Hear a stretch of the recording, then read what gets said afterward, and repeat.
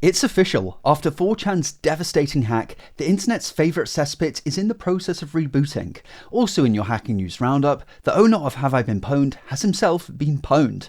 But first, I'm well and truly back after my month-long hiatus.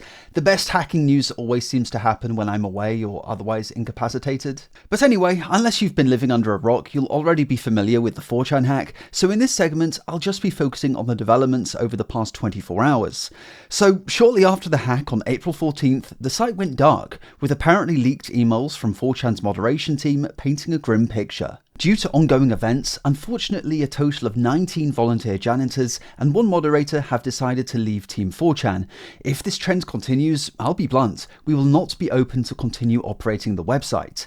And over the past week, there has been much excitement that 4chan could finally be dead, with tech journalists seemingly celebrating it as a win against internet cesspits, not seeming to appreciate that the hack was carried out by users of a rival cesspit, a cesspit which I'm sure if they browsed for just 5 minutes, they'd come to the conclusion that it's at least as unhinged as 4chan, if not slightly worse thanks to just how little it's moderated. However, the fate of 4chan has been hard to determine, because apart from the odd leaked email, which by the way I cannot verify the authenticity of, we don't have much insight here, and you won't have much luck trying to contact 4chan's team directly. Reuters tried to email 4chan's moderation team to get a comment for an article, but they were just sent a link to an explicit 4-minute video montage. Fast forward a week and there's been no developments in this story until last night when another email from 4chan's moderation team was apparently leaked. Again, it's unverifiable, but it seems to line up with other developments, so I'm just going to take it as face value. The email reveals that 4chan is coming back and that the team have already made some changes. The F-board, which was dedicated to sharing flash games and animations, is being deprecated, probably due to security concerns.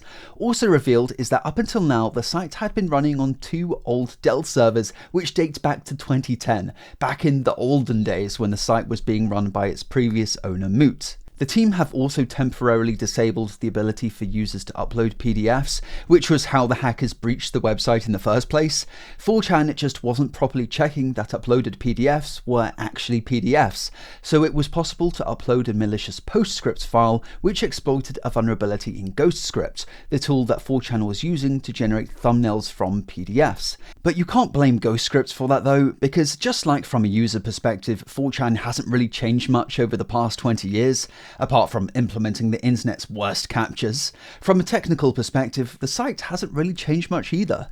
Not only were they running on super old servers, but the version of GhostScript it was using hadn't been updated since 2012, and so was riddled with known vulnerabilities that were trivial to exploit. The best indicator that the internet's #1 cesspit is rebooting comes directly from 4chan.org itself. In the last day, the site has now been displaying a "see you soon" message, with the leaked email suggesting that it'll be back in just a couple of days. What you don't have to wait a couple days for though, is today's sponsor, DeleteMe. The guys who help you take back control of your data from the internet's biggest creeps, data brokers. Scraping your data from a variety of sources, they'll slowly build a profile on you before selling it on to whoever's willing to pay. Sometimes that's law enforcement or insurance companies, but it might just be some rando who's willing to drop a few dollars for your details. What bothers me personally is how this could be used to enable doxing, SIM swapping, or even stalking. But DeleteMe has a solution, and it works like this. Just complete a quick profile so DeleteMe knows what to look for, and within a week they'll email you a personalized report exposing which data brokers are leeching off your data. But best of all, they'll send removal requests on your behalf, and so long as you're subscribed, they'll keep checking and keep removing, periodically creating new reports so you can keep tabs on the whole process. DeleteMe is giving you guys 20% off their eligible plans with my link down in the description, and DeleteMe is also international, serving multiple countries. Just make sure to click the correct link in the description to take back control of your data today. Next up, this is a little bit awkward. The owner of HaveIBeenPwned, one Troy Hunt, has himself been pwned. Troy has a personal blog where you can follow the behind-the-scenes running of his world-famous site. The blog has 16,000 email subscribers, but as he explains, thanks to an unfortunate mix of a sneaky phishing email and jet lag, cyber bad guys managed to trick Troy out of the personal details of everyone on the list, even people who'd unsubscribed from it. So this is that phishing email, supposedly from MailChimp, the email marketing platform that Troy was using to manage his mailing list. His account had apparently been restricted because of spam complaints, and he had to click below to review his account, which he did, sending him to a legit-looking clone of MailChimp's site, which had a domain that Troy admits in hindsight was clearly total BS. Because the domain was fake, his credentials obviously didn't autofill, so he keyed them in manually, and then gave the attackers his 2FA code. The bad guys had automated their attack, so as soon as they got his login creds, they automatically logged into his account and exported his entire mailing list. As you can imagine, being the owner of what is probably the world's largest breach notification site, he's not very happy with himself. And ironically, this all went down when he was in London visiting our government's National Cybersecurity Centre to give a talk on how we should all be using passkeys, in part due to them being resistant to phishing. Had MailChimp been using passkeys rather than 2FA codes, this attack just wouldn't have been possible. Passkeys will only work on authorized domains, so even if you're totally convinced that a phishing page is completely genuine, the passkey just won't work, preventing you from logging in. Troy has added himself to HaveIBeenPwned's list of hacked databases. The dump includes emails, IP addresses, and GPS data.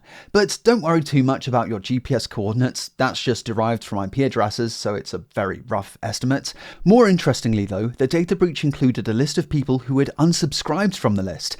Many people don't know this, but when you unsub from a mailing list, your email isn't actually deleted, but rather you're just moved to a marketing suppression list, so that if in the future, let's say, the company buys a new mailing list, maybe from a pesky data broker, that just so happens to include your email, you won't start receiving emails from that company all over again. And yes, privacy laws like GDPR totally allow companies to hang on to your email, with the downside of course being that if the company gets hacked, you're also going to end up in the data breach. As always, thanks for watching, I'm glad to be back, and I'll see you in the next video next week. Have a good one.